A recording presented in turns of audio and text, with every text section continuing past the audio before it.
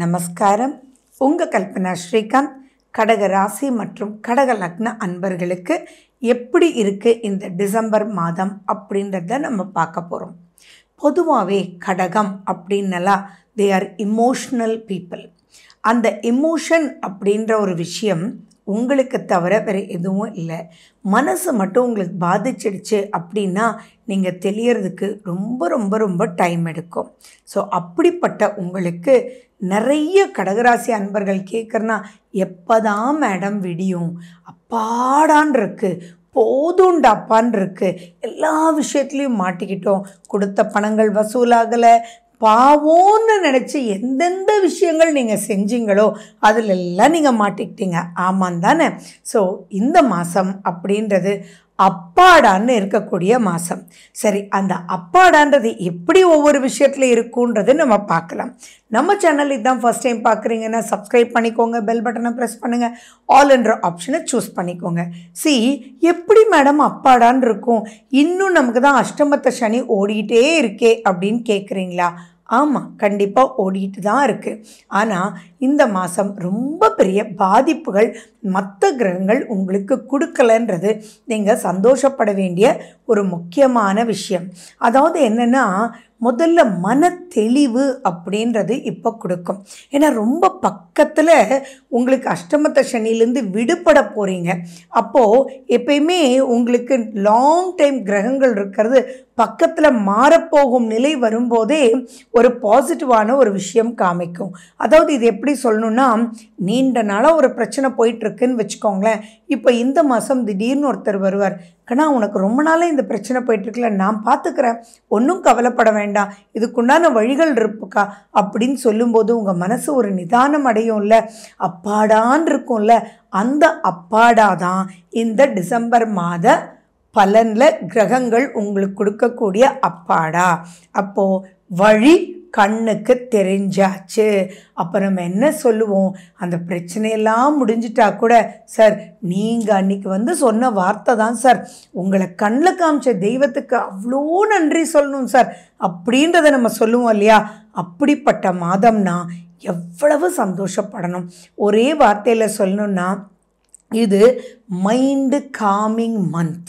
அப்போது மனசில் தெளிவு ஏற்பட்டு பிரச்சனைகளுக்கு வழி கண்ணில் பட்டு அது ஆட்டோமேட்டிக்காக உங்களுக்கு வழிவகுக்கும். இன்னொரு எக்ஸாம்பிள் சொல்லணுன்னா, நீங்கள் நம்பி பணம் கொடுத்துருப்பீங்க, அவங்க கொடுக்கவே மாட்டாங்க, ஃபோன் எடுக்க மாட்டாங்க, எங்கே இருக்காங்கன்றதே தெரியாது, என்னடா இது அப்படின்னு நீங்கள் நினச்சிட்ருப்பீங்க.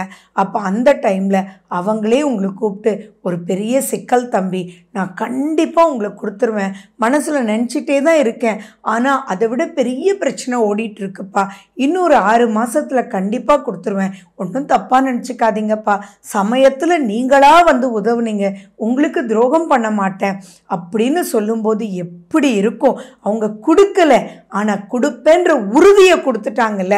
அப்படித்தான் இந்த டிசம்பர் மாதம் இருக்கும். சரி, உங்களுடைய பிஸ்னஸ், ஜாப் அப்படின்னு உங்களுடைய கெரியர், ஃபினான்ஷியல் அப்லிஃப்ட்மெண்ட் அப்படின்றது எல்லாமே டைட் ஷெட்யூலில் தான் இருக்கீங்க. ஆனால் இப்போது உங்களுக்கு ஆர்டர்ஸ் கிடைக்கக்கூடிய வாய்ப்புகளும் அது வழி நடத்தக்கூடிய வாய்ப்புகளும் இருக்குது. அப்போ மண்டையை பிச்சுட்டு இந்த வேலையை விட்டுட்டு போயிடலாமே அப்படின்னு தோணிட்டு இருந்தவங்களுக்கெல்லாம் இப்போ கம்ஃபர்டபுள் ஜோனில் புரியாததை புரிய வைக்க ஒருத்தர் வருவார். அப்போ ஆட்டோமேட்டிக்காக சரிப்பா, எங்கே போனாலும் ஒரு பிரச்சனை தான், நம்ம இந்த வேலையிலேயே இருந்து இதை கற்றுக்கலாமே, இப்போ தான் நம்ம ஹெச்ஆர் ஸ்மூத்தாக பேசுகிறாரே, மேனேஜர் கூப்பிட்டு என்னப்பா உனக்கு ஏண்டா உனக்கு புரியல, கரெக்ட் டைமுக்கு வர, லேட்டாக போகிற, அப்பையும் ஏன் இந்த மிஸ்டேக் அப்படின்னு உட்கார வச்சு கேட்குறாரே அப்படின்றது தோணி அதில் அப்லிஃப்ட்மெண்ட் உங்களுக்கு ஏற்படும். ஆரோக்கியத்திலையும் தெளிவு அப்படின்றது உங்களுக்கு வரும். 11 குரு பகவான் இருக்கிறதுனால அந்த குரு அப்படின்றவர் உங்களுடைய 3ஆம் வீட்டையும் உங்களுடைய 5ஆம் வீட்டையும் அவர் பார்க்கறதுனால நிறைய விஷயங்கள் உங்களுக்கு லாபகரமாக அமையும். அது மட்டுமா, 7ஆம் வீட்டில் இருக்கிறது சுக்கிரன், அந்த சுக்கிரனை குரு பார்க்குறார். அப்போது ஜாலியான ஒரு மனோநிலைக்கு வருவீங்க. அதாவது ஒரு குதூகலமாக இருக்கும். அதாவது இருக்கு தீர்வே இல்லையா அப்படின்னு நினைப்பீங்க. அட இதுதானா, இதுக்கு நீ இதை குடி ஆட்டோமேட்டிக்காக உனக்கு நல்லா ஆகிடும். இந்த டாக்ஸிக் ட்ரிங்க் அவ்வளவு ஹெல்ப் பண்ணுமா, ரொம்ப நாளாக சளி இருமல் இருந்துகிட்டே இருக்கா, அதுக்கு இந்த வழி பாருப்பா சூப்பராக ரெடி ஆகிடும் அப்படின்னு சொல்லுவாங்க. சரி, இதெல்லாம் பாசிட்டிவ். ஆனால் அந்த இடத்துலையே உங்களுக்கு செவ்வாய் இருக்காரு. அந்த செவ்வாய் சனி பகவானையும் தன்னுடைய 8ஆம் பார்வையை பார்க்குறாரே அப்படின்ற இடத்துல என்ன ஆகும்னா அலைச்சல்ன்றது வரும். மேபி நீங்கள் பாண்டிச்சேரியில் இருப்பீங்க. ஆனால் உங்களுக்கு சொல்லுவாங்க, நீங்கள் கும்பகோணத்தில் போய் இந்த ஒரு மருந்து மட்டும் எடுங்க, நான் ஒரு தடவை தான் எடுத்தேன், அவ்வளவு சூப்பராக எனக்கு சூப்பராக ரெடி ஆயிட்டேன்னு சொல்லுவாங்க. அப்போது இது வழியும் கிடைச்சிது, ஆனால் அலைச்சலையும் கொடுத்துச்சு இல்லையா? ஸோ அந்த அலைச்சல் அப்படின்றத எதிர்நோக்குங்க. அதுக்குண்டான செலவுகள் கண்டிப்பாக வரும். பட் ஸ்டில் உங்களுக்கு சொல்யூஷன் ஏற்பட்டுரும். ஸோ நீங்கள் பல விஷயங்கள் சாதகமாக இருக்குது. ஆனால் கொஞ்சம் வெயிட் பண்ணுங்கள். புதுசாக ஏதாவது இன்வெஸ்ட் பண்ணுறதுக்கும் புது வளர்ச்சிக்குண்டான முடிவுகளை நீங்கள் எடுக்கிறதுக்கும் கொஞ்சம் வெயிட் பண்ணிங்கன்னா பல விஷயங்கள் உங்களுக்கு நன்மை கொடுக்கக்கூடிய வகையிலேயே இருக்குது. கடகராசி கடகலக்ன அன்பர்களே, சரி, செவ்வாய் உங்கள் மேலே இருக்கும்போது கொஞ்சம் கோபம்ன்றது மட்டும் வேண்டவே வேண்டாம். நீங்கள் பேசும் வார்த்தைகள் வெடுக்குன்னு காதலை கேட்கலாம்.